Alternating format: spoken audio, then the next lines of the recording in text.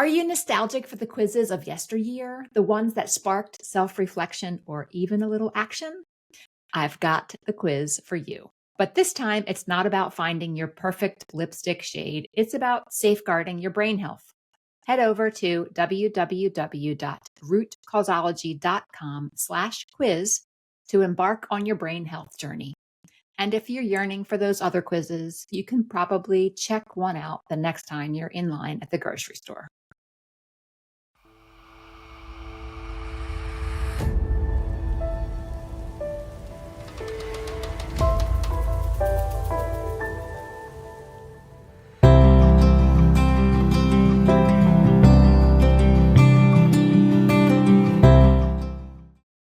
Hello and welcome to the podcast, Get to the Root of It. I am your host, Laurel Brennan, and I am here with May Fekety today. May is a family nurse practitioner with over 25 years in the healthcare industry, turned health coach. She's trained in the traditional allopathic medicine world, however, has also trained in functional medicine. She believes we all have the ability to heal our bodies once we figure out the root cause of our issues. She is a faster for life, which means she fasts regularly for the incredible health benefits. Because of her passion for fasting, she has started her own health and wellness company in hopes of teaching people how to fast for disease reversal and prevention, weight loss, perimenopause and menopausal symptoms, increased longevity, and general health and wellness. Thrilled to have you here, May. Welcome. Thank you, Laurel. It's my pleasure to be here.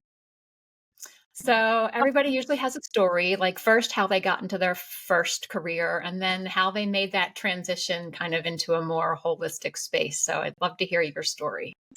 Yeah, well, I've always been interested in the medical field, even from a young age. I knew I wanted to help people, and I knew that I wanted to help them with their health concerns. So, though I realized early on that the traditional medical model had a lot of flaws, and we are really great about treating acute care, but not so much with real preventative care that goes beyond, mammograms and colonoscopies. So I realized that the world of functional medicine, when I was presented with my own health challenges, so I wanted to heal my body.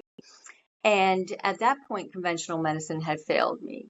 So what they didn't address was the root cause of my disease and just treated my symptoms. And that's really where my journey into health and wellness came about. And I discovered this amazing tool called fasting. Yeah. I don't know the percentage, but it seems like the majority of the people that I talk to who got into functional medicine got there because of a personal story or someone they loved were not helped in the way that they hoped traditional medicine would help them. They were diagnosed and they were given a prescription and they were sent on their way. And I don't know if you're interested in telling more of your story, but I think it can be helpful if you're willing. Yeah, and I definitely agree with you. Being in the health and wellness space, I have met just about everybody that has their own personal story. And I think it's actually great because it's what makes us passionate about what we do. And that's exactly what happened with me. So I had always been a little bit more of a holistic mindset person. And in 2016, I was diagnosed with breast cancer. And at the age of 42, so it was a complete shock to me because I was young. I had no family history of any cancers, and I was healthy, so I thought, a triathlete, and it was just a complete shock. So at that time, I just really started to look at why this happened. Why does this happen to people? And I started to just research a lot about it and realize that cancer is not a genetic disease. Mostly it's about 5% genetics, but most of it is really environmental, and it is a metabolic disease. So I started to really try to change the things that would help with my diagnosis. I did do some conventional medicine treatments, but I also integrated some holistic practices too. And I really think that was the best of both worlds. And so that kind of led me to discover more about health and wellness. And really, at that point is where I realized that I had found the true calling for me and for my life, to really help people heal their bodies. And if somebody can do it to themselves, surely they can talk about it with other people and help other people. So I think that's really where my passion just kind of grew, and it was something that was already predestined for me, but I needed to see it. So that was definitely an eye opener, but it was a great one. Yeah. Well, thank you for turning your lemons into lemonade and sharing your journey to then help others. Thanks Yes, for sharing. I always say turn your mess into your message, and that's exactly what I did. Yep. Oh, I like that better than lemons and lemonade. That works. Lemonade good. Yeah. Yeah. My children's pediatrician, I didn't know her well. I had been to practice a couple times. We moved away, came back, and she had just returned to practice, and she shared that she had been out because she had breast cancer. And the next thing she shared, it was the best, worst thing that's ever happened to her. Mhm. I was Yeah. like, because it puts things into perspective, and it starts to, you have a new focus. And Exactly. it sounds like it was Exactly. that for you. A Was it a a much better mammogram appreciation of life. yeah, Hmm. yeah. Yeah. Was it a mammogram that helped you spot it? Actually, no. So the interesting thing was I was having pain in my armpit and the other arm, so on my left side, and it was just something that I couldn't feel a lump, but it was just a pain, and it was kind of a little bit of a nagging pain. So, I being a nurse, I did an exam, I didn't feel anything, but I did go to my doctor, and she felt a lump in my right breast, after doing a full exam, and it was extremely painful. And Mm. that was one of the things that was a little bit reassuring to me, because being a medical provider, I thought, well, usually cancers aren't painful, especially lumps in the breast. So at that point, we were moving from where we were living at that time to Alaska. So we were planning this cross country trip. And she said, you're leaving in a couple of days. I can't get you in. It was a Friday. I can't get you in for a mammogram. You just had one in August. And it was fine, though I did have dense breasts. So she said, when you get up to Alaska, go ahead and, just get in for your mammogram. And I did. And the whole time on the trip, there was something in the back of my mind thinking, there's something was up. But we enjoyed our trip. I have twin boys who were 6 years old at that time. It was the best trip. We just experienced so much. When I got to Alaska, did the mammogram, they went ahead and did an ultrasound and found that there was something there. The radiologist thought that it was just, he says some things about it I don't like, but mostly it's favorable. And even when he scheduled me for the biopsy before we started, he said, I think it's fatty necrotic tissue. Let me see if I'm right. And of course, 10 days later when I got the biopsy back, he was speechless because it wasn't, and he just handed us the biopsy results. And, at that time, when people say that your world turns upside down, they're not kidding. That's actually what it feels like. So had I not had that pain on the opposite side, I would have not done anything about it, because my previous mammogram I had been going since I was 40 were fine. They were normal. And so that was just my body's way of telling me that something was going on and I needed to address it. And definitely I stress for people to go with their gut feeling, your instinct, your body better than anybody else. So it's really important to listen to those signs. Yes, yes, yes. Thank you for sharing that. Mm-hmm. To listen to your body, listen to your gut instinct. Yeah. I got a diagnosis of MS back in 2006, but it was really neck pain that sent me to the doctor, Mm. which was not really. I was like, yeah, I'm having some tingling and numbness in my feet and legs and half of my torso, Oh, but my neck pain is what actually sent me to the doctor. Right. Yeah. So Well, thank you for sharing. yeah, and thank you for sharing your story. Yeah. Yeah. So you mentioned fasting, and that's kind of the bulk of our topic today. How did you learn about fasting? How did you get into fasting? How did it become part of your protocol for health? So at that time when I was just researching all I could about breast cancer, I started to look at seeing a naturopathic doctor, and she was really the one that brought up fasting to me. And she said, if you do a 24-hour fast once a week, it's probably going to be the most beneficial thing you could do. And she was right. So I started to research a little bit about it. Of course, I made the mistake of jumping into a 48-hour fast, thinking, Mm. sure, I got this, I can do this. I broke my fast with the wrong foods, and it was because I thought I was going to die. And it was just, lack of education, right? I knew some things, but it's actually really, even though it's easy, there's a lot that you need to know about it to do it properly.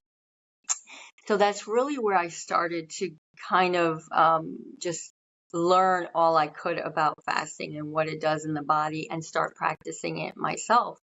And through the years, I talked about it so much with people everywhere.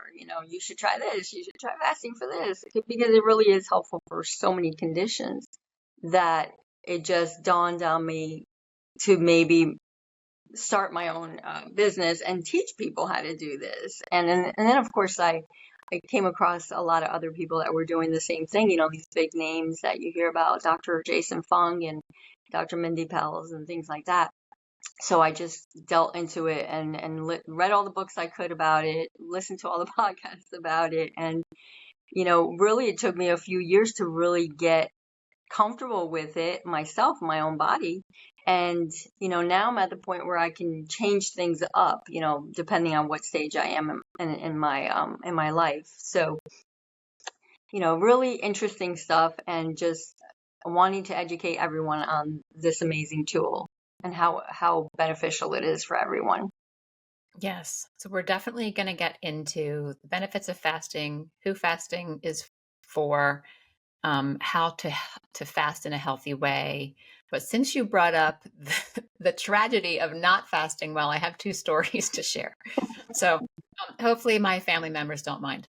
So my, my dad has been a faster for spiritual reasons, periodically throughout his life. Like when he has a big decision to make, he'll, grab a jug of water and a sleeping bag and go off to the woods for 3 days and fast.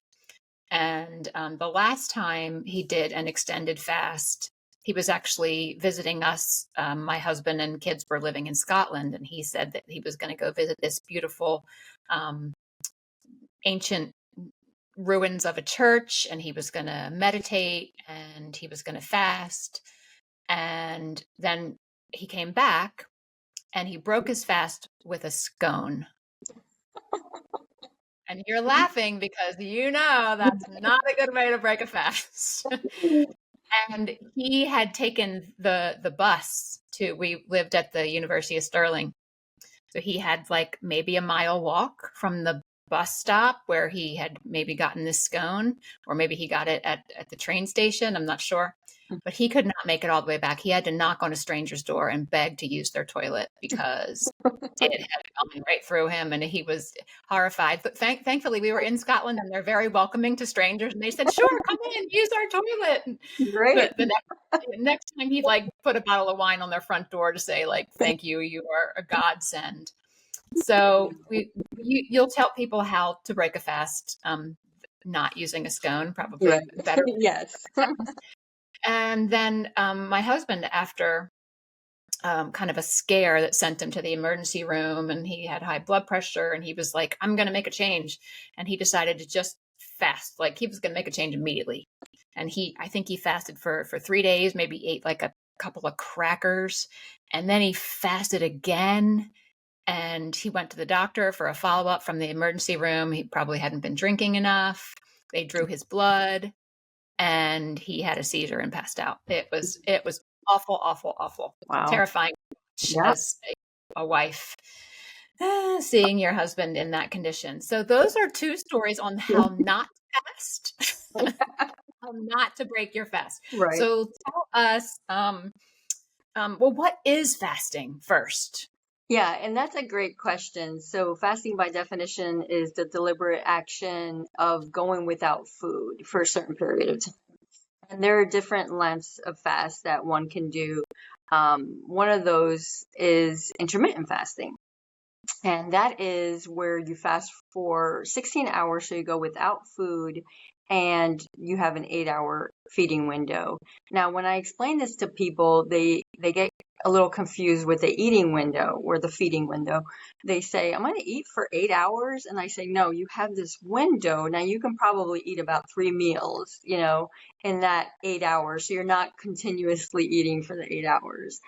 And also what I like to explain when I talk about fasting is really just a little bit about the history behind it, because it is not a new diet fad. It's actually been around since our primal ancestors.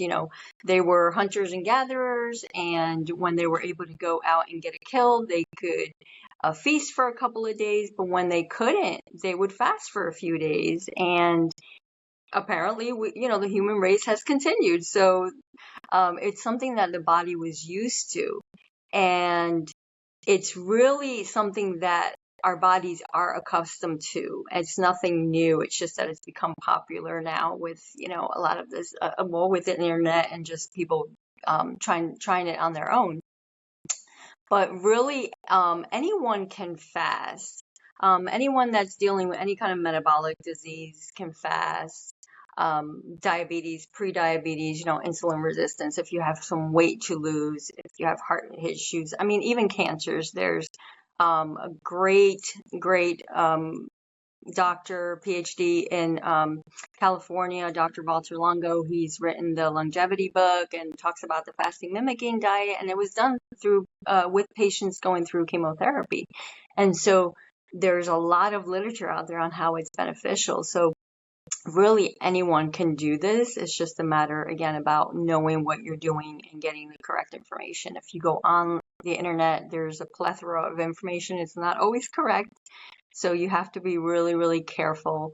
And it just comes from experience, really. After you learn and you do it and you know your body, it really is helpful. Yeah. So if someone came to you and you were their coach, and let's say, like, normally they had a bedtime snack, maybe a bowl of cereal, or I have a client who likes to eat waffles before bed. So let's say you had that right at midnight, then you go to sleep, and then you wake up in the morning at 7 a.m. And do you recommend that you go from, normally, say you fast 7 hours, then do you jump immediately to go fasting for 16 hours, or do you ease into it? You ease into it. And that's one of the things that I really teach when I do my one-on-one coaching. I have a 6-week program. So the reason I do a 6-week is because, you don't want to rush people into it. Then if they end up having some symptoms and they get discouraged, and then nobody wants to do it. So I typically tell people to start with 12 or 13 hours of fasting. So if you're a person that does the nighttime snacking, there's other issues that we probably need to address, unless you're a nighttime worker or something like that. But typically, I try to tell people to fast around their lifestyle. So if it's important to you, like for me, it's important to sit down and have dinner with my family. So on the days that I'm fasting for prolonged periods, I will sit down. I'll just have a cup of green tea or something. But it's that bonding and that family time. But you can really adjust it to whatever works for you. So really 13 hours has been beneficial. They've actually done studies. There was a breast cancer, pretty significant study with women that had gone through conventional treatment, and just fasting 13 hours decreased their chance of recurrence by, a significant amount. So Yeah. people don't think that 12 or 13 hours is is fasting, but it really is because you're still giving your body that digestive rest. And a lot of people can't do it because we have food everywhere, and people just, sometimes, it's a social thing or it's a mindset thing, and they don't want to go without eating because they think something bad's going to happen too. So it's really something that can be individualized, and just starting with the 12 or 13 hours will make such a difference. Yes, absolutely. I trained under Dr. Dale Bredesen with Apollo Health, and he promotes for brain health. He promotes what's called the Keto Flex 12-3, and the 12 stands for at least 12 hours of fasting. And for, like you said, everyone can pretty easily get up to 12 hours, a 12-hour daily fast. So 7 p.m. to 7 a.m., no food. And the 3 stands for the 3 hours before you go to sleep. So if you're going to bed at 10, stop eating at 7, because your body needs to not focus on digesting while you're sleeping, but instead focus on healing while it's sleeping. Exactly. That's exactly. And then the push beyond the 12 hours is strongly encouraged for anyone who has an ApoE4 gene. So to push it to 14 to 16 hours. Yeah. So which is now really doable if you just push, if you're a breakfast person, you just push your breakfast back. If you're not a breakfast person, then that's perfect. Yeah. Now, what I've learned as an adult, I didn't understand at all as a kid. I used to have 4 double stuffed Oreos and a big glass of milk every night before I went to sleep as a kid. Yeah. And I would wake up starving. Like, I have to eat immediately, like I'm going to pass out. Right. And every random now and then that I didn't have my 4 double stuffed Oreos before I went to bed, I would not wake up starving. And I was like, well, that doesn't make sense. But it does make sense. Would you explain, like, kind of the up and down of the glucose and insulin and how that might impact hunger? And because I have some people say, well, I can't go to sleep hungry, or I wake up in the middle of the night hungry. What's going on there? Yeah, well, that's the fluctuation in insulin and your blood sugar. And this is why it's important for people to understand that the foods that they eat will impact their blood sugar, regardless of whether you're a diabetic or not. It happens to all of us. So we really want to focus on foods that aren't going to cause all those insulin spikes. You're going to have a spike, but you're not going to have huge spikes all the time. The normal response of the body is when you eat food, it's going to have the insulin spike. But the least that you have of that happening is better. And when you eat stuff like that is high in carbohydrates, that's usually where you get those really high spikes, or something that's just sugary in general. You don't necessarily get that when you're eating protein or fat. And so that's why I always stress to my clients that they need to make sure that they're eating adequate protein. And you always want to kind of combine the protein with the fat instead of with a carbohydrate, which is, pretty much standard American diet. And so one of the things that I stress before going to bed is really that last meal. And I do also advise the 2 to 3 hours before going to bed to have your last meal. But that last meal really should be higher in protein. So your first meal of the day when you break should be higher in protein, because your body had been fasting for a while. Your muscles need that protein to build. So, and then the last meal of the day to kind of tie you over, and you're not waking up hungry because you're not spiking your insulin like you are with the Oreos that you're having, or the waffles that you're having at night. So I stress to people to have something with a little bit more of a protein base, a yogurt, they can add protein powder to it, what have you, a Greek yogurt, something that has a little bit more protein, and that will really sustain them through the night. Yes, thank you for sharing that. So maybe part of your education when you're working with clients to teach them how to fast, you're also teaching them how to eat. Yes. Yes, Yeah. it goes hand in hand because the way you Yeah. break a fast is important, and you do want to break it with something other than a scone, or like I did, I broke it with oatmeal and a Yeah. banana, I think it was. So, Right. yeah. So you mentioned the who might benefit from fasting. So you said, some cancers can benefit from a fast. Anyone who wants to optimize their blood sugar can benefit from fasting. Any metabolic issues. Anybody else who you would recommend fasting for? And then who would you caution of with a fast? Yeah, really anyone that has any kind of chronic condition that they want to heal or just for increased longevity. Some people are generally healthy, they don't have any issues. You can still do it for longevity purposes. Now, I do caution people that, and that's type 1 diabetics that use insulin and type 2 diabetics that use insulin. Not saying they can't, it's not contraindicated, but they really should work with somebody that can coach them um, with those. And who I don't advise fasting for is pregnant females because of the obvious. Those who are underweight or have muscle loss, such as the condition called sarcopenia, people with eating disorders, because really they need to work closely with a professional that can address that issue first. And the young population and the elderly and frail population. Those are the people I typically don't recommend fasting to.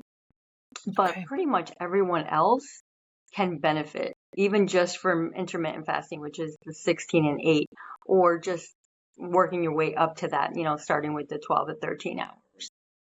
Okay. Fantastic. So we talked about who fasting is good for and maybe who fasting is not good for. And we talked about intermittent fasting. So, I shared that my dad used to do a 3-day fast and you started with a 48-hour fast. What are some other ways of fasting and who do you recommend that for? Well, there's the intermittent fasting, which has gained the popularity. That's what a lot of people do. People will experience some weight loss, which is usually what these days people are after, but a lot of other benefits to it. Then you have a 24-hour fast, which is really the gut healing fast, and this is one that is extremely beneficial. And I usually will recommend people do it once a week.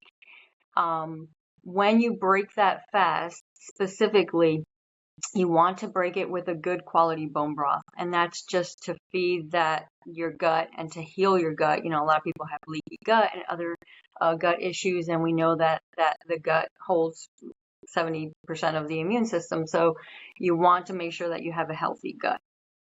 So then the next one is a 36-hour fast, which is typically considered the fat burner fast. So for someone that wants to lose some body fat, I will usually recommend a few of these per month. And that is a really great fast to teach your body to go from that sugar burner to the fat burner. And the 48-hour fast is really good for increasing dopamine receptors and really, a lot of the neurotransmitters that make you feel happy and joyful and all those. The 72-hour fast, which is really the granddaddy of fast, I typically don't go beyond the 72 hours. I don't recommend like a 5-day fast unless you're doing the fasting mimicking diet. But with that 72-hour fast is really valuable because it actually can reset your immune system. And so I do 2 a year. I do usually in the beginning of the year, and then I do the end of the summer. And it really can be beneficial for, like I said, resetting your immune system if you have chronic conditions, if you have injuries, old injuries that you're trying to heal. All these things will be helped through that 72-hour fast. So for those longer fasts, now I consider a prolonged fast anything more than 24 hours. For those longer fasts, there is some preparation, especially for the 3-day. You want to be able to prepare at least a week prior. And the reason for that is because if you are a person that, is eating a lot of carbohydrates, is having alcohol and just kind of doesn't watch what they're eating that a few days before, it's going to be much harder of a fast to get through. So if you start to slowly work your way up to cutting some things out, processed foods and just alcohol in general and just sugary foods, you're going to have a better time. Now, the one mistake that people make with short-term fasting and longer fasting is that they don't drink enough water with electrolytes. That is one thing that I stress to everyone, because most of the time it's not your blood sugar that's dropping, because really we have a lot of fat that our body can feed on. So it's going to be a while before that blood sugar drops, unless you're type 1 diabetic or if you're type 2 using insulin. But you want to make sure that you are definitely getting those electrolytes, because your cells need it. It's not just good enough to drink water. Water is just going to run through you, but your cells need the magnesium, potassium, and sodium. So a lot of times these symptoms that people get is because they don't have electrolytes on board. So I will sometimes tell people, just keep a little, I have them prepare their electrolytes for the day and kind of drink it throughout the day.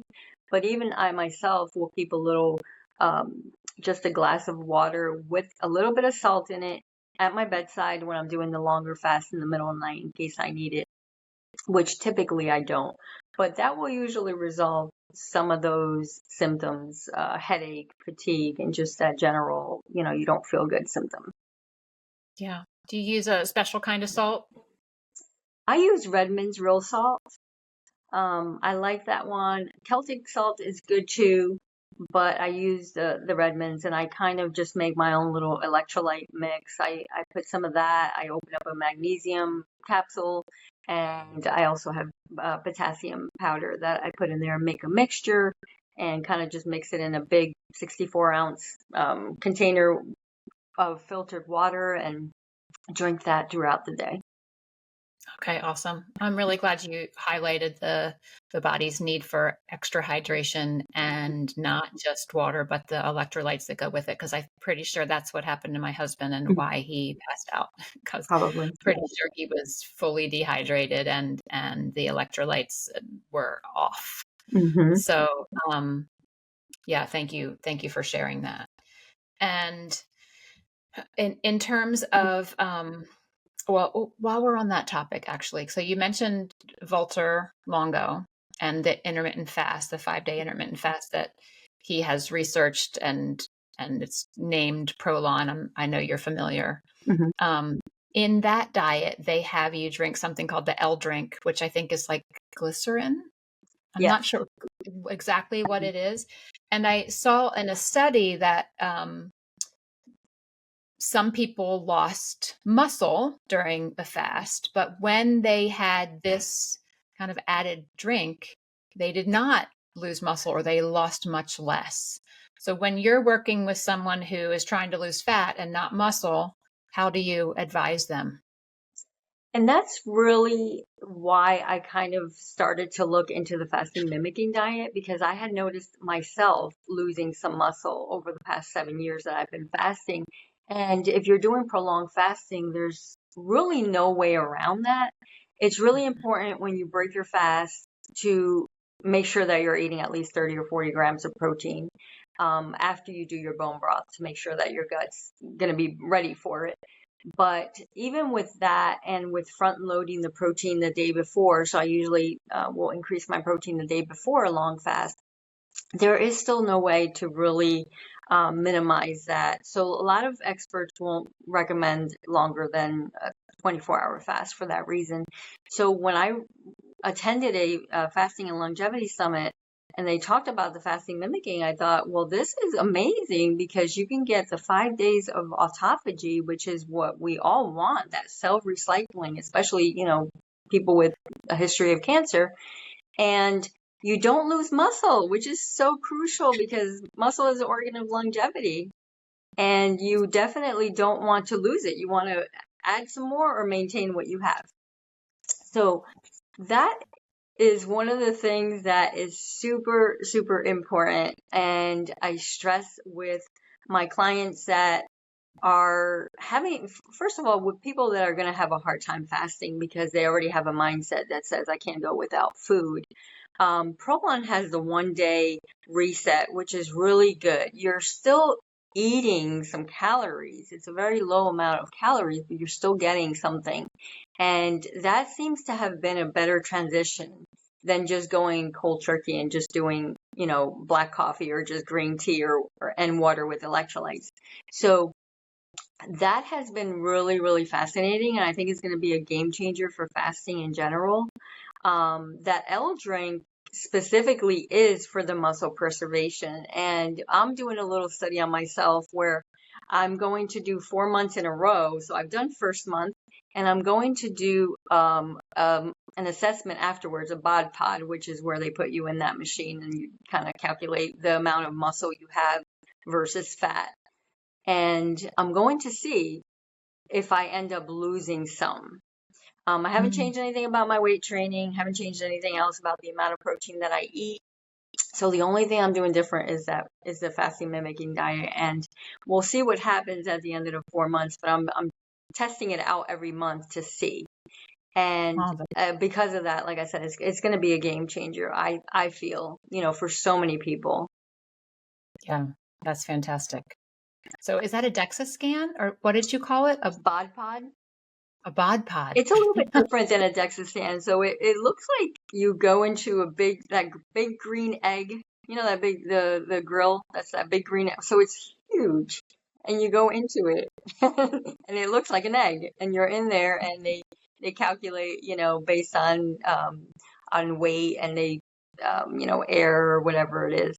And they give you these measurements at the end, and you can, calculate, you can, monitor how much you're losing or how much you're gaining as far as fat and muscle. Oh, so cool. Really interesting stuff. Yeah, interesting. Okay, so you mentioned the word autophagy, and for those people who might not be familiar with it, can you circle back and explain what autophagy is and why it's beneficial? Yeah, so autophagy is cell recycling. So what happens when your body goes without nutrients?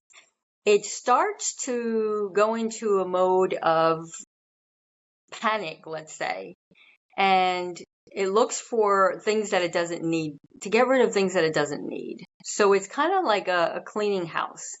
And that is the process that gets rid of all those damaged cells, those senescent cells that can turn into cancer cells and just, bad cells in general, things that are not really beneficial for the body. And it kind of gets rid of all that first in order for you to build healthier cells. And so that autophagy process is very helpful for getting rid of cancer cells, cells that are going to turn into cancer, and certainly increases longevity. So it is something that is really exciting with the fasting mimicking diet because you have 5 days of that. You don't get into that right away because it technically requires, there's different opinions on this, but the studies usually show anywhere between 17 to 24 hours, depending on the person's flexibility, whether you enter an autophagy or not. And there's no real way to measure it except like in a lab with, equipment that we wouldn't have access to at home. So this is something that has already been tested, and it's a process that our body goes through automatically. But the longer you fast, the more of that process your body goes through. Yeah. Thank you for clarifying autophagy and its benefits. And now you mentioned flexibility, and I know you don't mean like if you can do a split or not. So when you talk about flexibility metabolically, share a little bit about that, about what we're aiming for and what fasting can help with. Yeah, well, metabolic flexibility refers to the ability of the body to efficiently switch between different fuel sources. So from the sugar burner to the fat burner, as I mentioned earlier.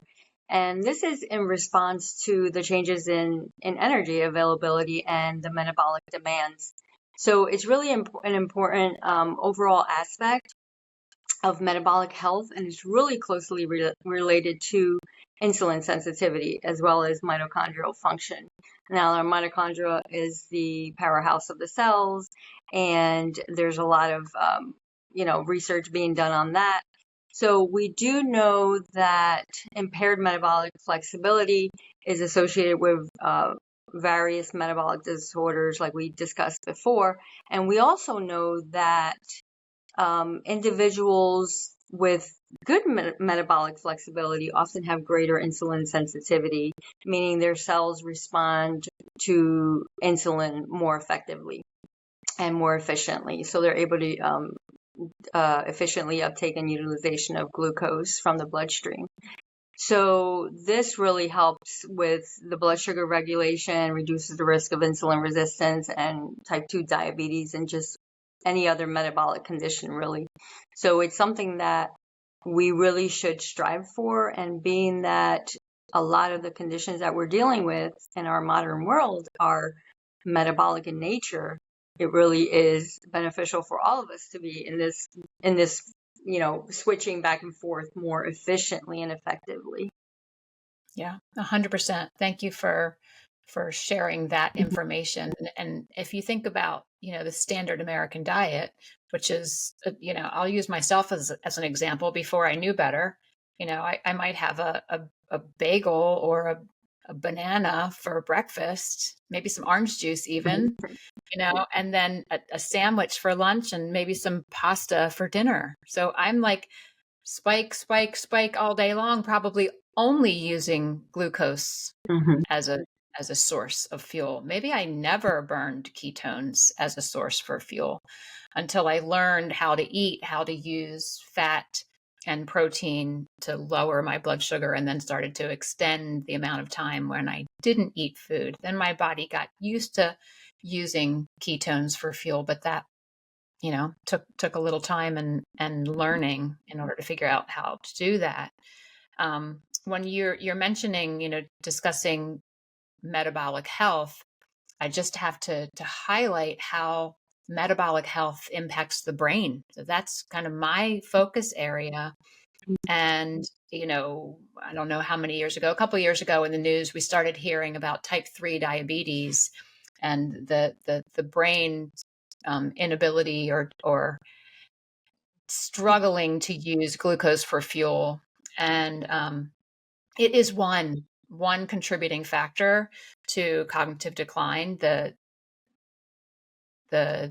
type 3 diabetes, as we say, the brain's struggle to use the glucose effectively. But when we started, there's been multiple studies now looking at fasting and brain health. And is that something you feel comfortable sharing about? How about our mood and our brain, or our cognition and our cognition impacted by intermittent fasting or fasting? What do you know? Yeah, so fasting definitely has a positive effect on our mood, and it does so by regulating the neurotransmitters such as serotonin, dopamine, and norepinephrine. And the chemicals play a really important role in mood regulation, and fasting really helps to stabilize those. So the studies that I have seen, really it's all related to decreasing the inflammation in the brain, systemic inflammation everywhere in our bodies, but also in our brain. And that's been linked to mood disorders such as depression and anxiety amongst all disease processes, really.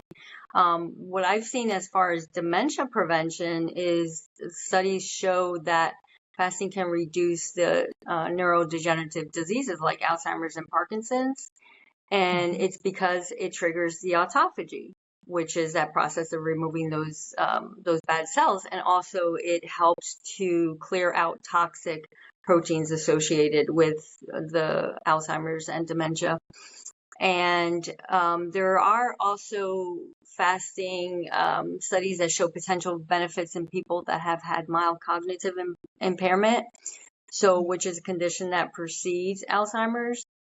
And what the research indicates is that specifically intermittent fasting can enhance brain function by promoting neuroplasticity, which is the brain's ability to adapt to new to form new connections. So that can really lead to improved cognitive performance and including memory and learning abilities. And then the other interesting thing that fasting does is it increases the production of BDNF, which is brain-derived neurotrophic factor, which is the protein that supports the growth of maintenance of neurons and is really crucial for cognitive function. So Yes. really Awesome. exciting stuff. Very exciting stuff. Yes. I was just sharing a webinar recently, and we had 4 pillars. Mhm. That there could be many, many pillars for brain health, but I decided to focus on 4. And one of them was fasting, because you just can't leave it out. And the study that I was highlighting, it was a 2021 study from Nutrients, the effects of intermittent fasting on brain and cognitive function. It was an animal study.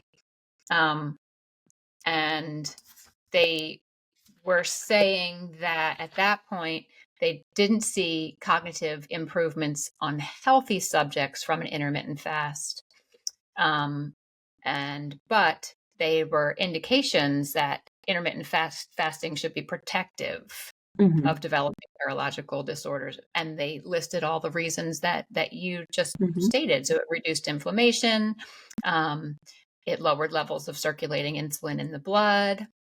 It did reduce amyloid precursor protein in healthy subjects. It did enhance cognitive functioning in patients with mild cognitive impairment, as you mentioned. It was beneficial for patients with multiple sclerosis and Parkinson's and epilepsy and mood disorders.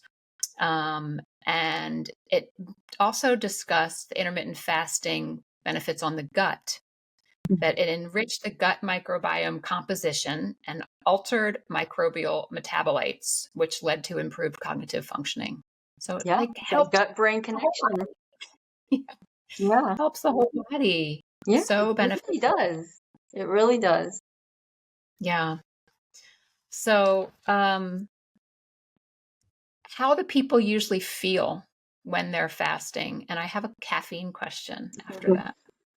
So it really depends. Sometimes it depending on what the person ate the day before. And that's why I said it's really important if you're going to do a 24-hour fast or anything a little bit longer, you want to really prepare for it. The day before, you don't want to go out and have, tons of donuts and bagels and, sugary drinks.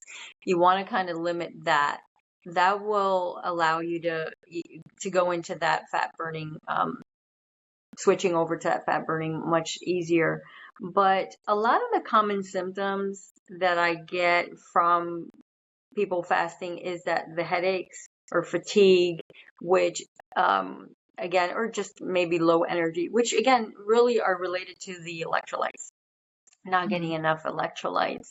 But what's interesting is once you get past a certain point, and it's very individualized, but once you get past a certain point, it's kind of like a downhill. You end up getting this boost of this BDNF, and you start to feel better. The brain fog has lifted, and most people feel great because they have all these measurable things that'll happen, and maybe even some weight loss, which is, some of the things that people are after. But yeah, all those things are just really the positives. There's not really many side effects to it unless you're doing something that incorrectly, like not doing the electrolytes. Right. Yeah. So I was part of a group when I did my fasting mimicking diet, and everybody had kind of different responses to it. I've done the fasting mimicking diet 3 times now. Oh, And cool. then each time I did it, I felt a little different. Mm-hmm. So this last time I was a little more tired. The first time I was so excited. I think I was just really highly energetic. Mm-hmm. But the coach that kind of led us all through, she's done it 12 times. Mm-hmm. And she said that usually on like day 4, she's cleaning out some part of the house that hasn't been cleaned out in a year. Like it's like time to clean out the garage. Like she gets this burst of energy. And sometimes people really do get a big burst of energy. But what do you recommend in terms of exercise when someone is fasting? So it depends on the length, but I typically like to exercise fasted. I just feel better. But now I won't do heavy weight training if I fast longer than 24 hours. I just feel like my body doesn't need to be put under that hormetic stress because fasting is a hormetic stress. And so I tend to just do something a little bit lighter. You can do light yoga, you can do just walking. I mean, people underestimate the power of walking, but something light where you're not stressing your body out more. And really, I recommend that for anyone that fasts 24 hours and beyond. Something light that you can do. You're not gonna, be going to the gym and lifting, 500 pounds or anything like that. And you shouldn't be because you probably will not like the outcome. Right. So Smart advice. so very light exercise. Great. So yes, I think the advice in that first time I took the training was don't do anything that you're not used to doing. Don't increase your intensity on anything while you're fasting, and maybe even take it down a notch.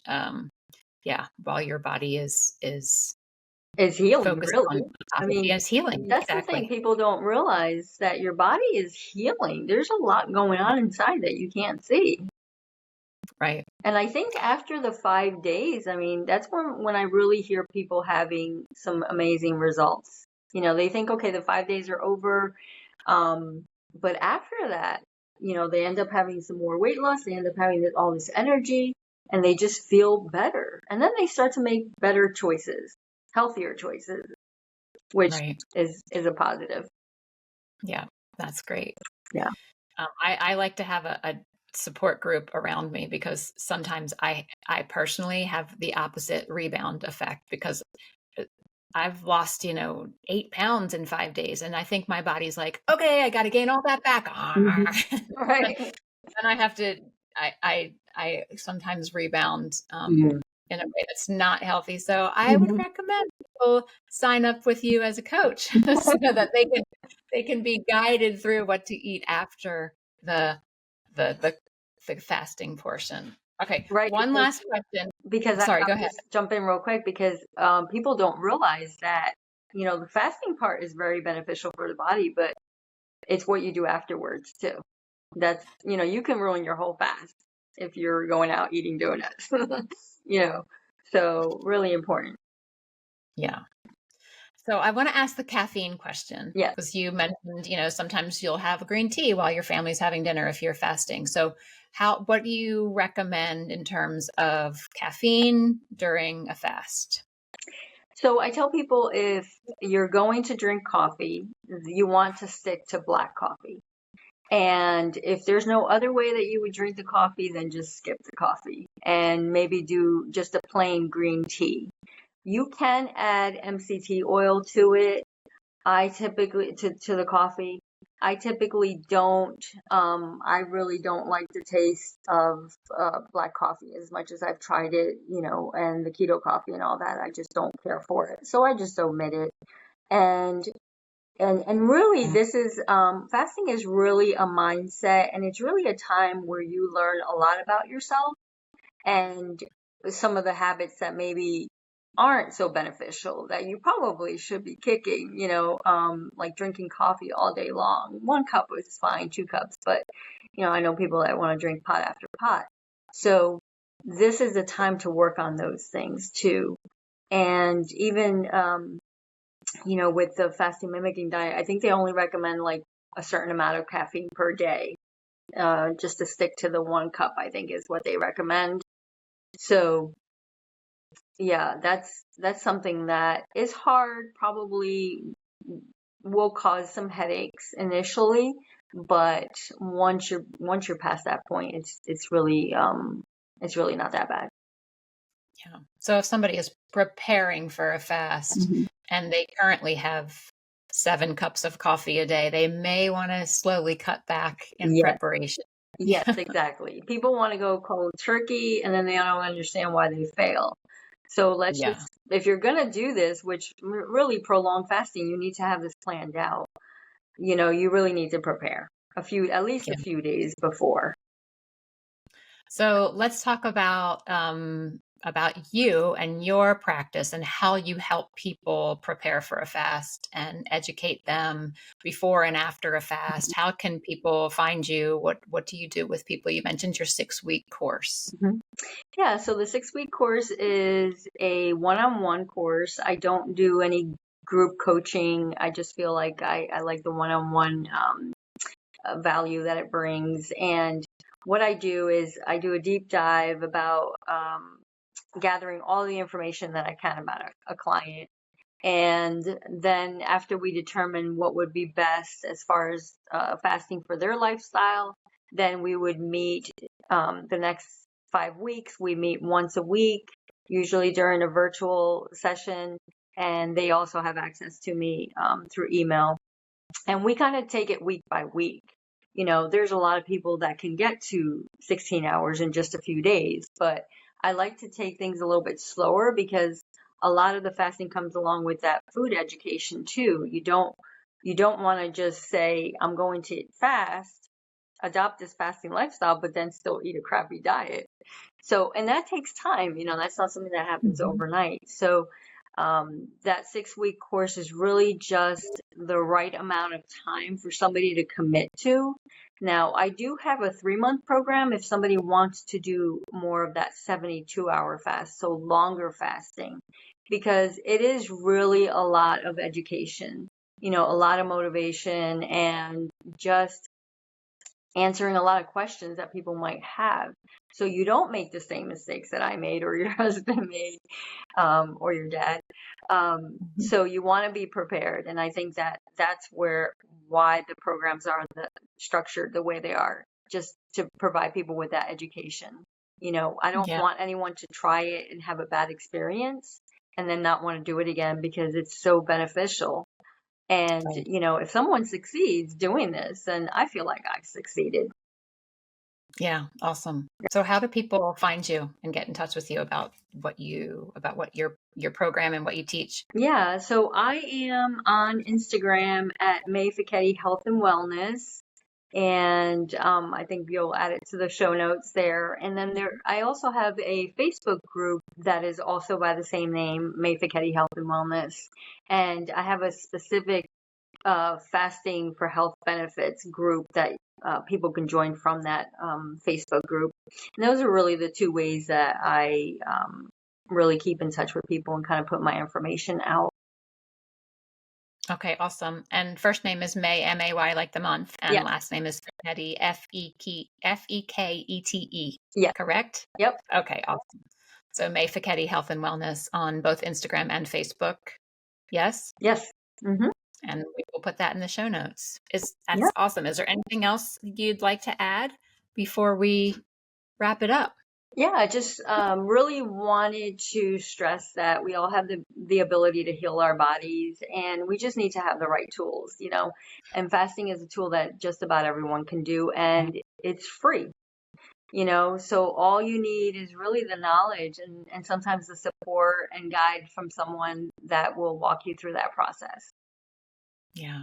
Thank you so much for sharing your knowledge and wisdom and um, continuing your childhood goal to help people. Yeah, So thank you. It's been a pleasure.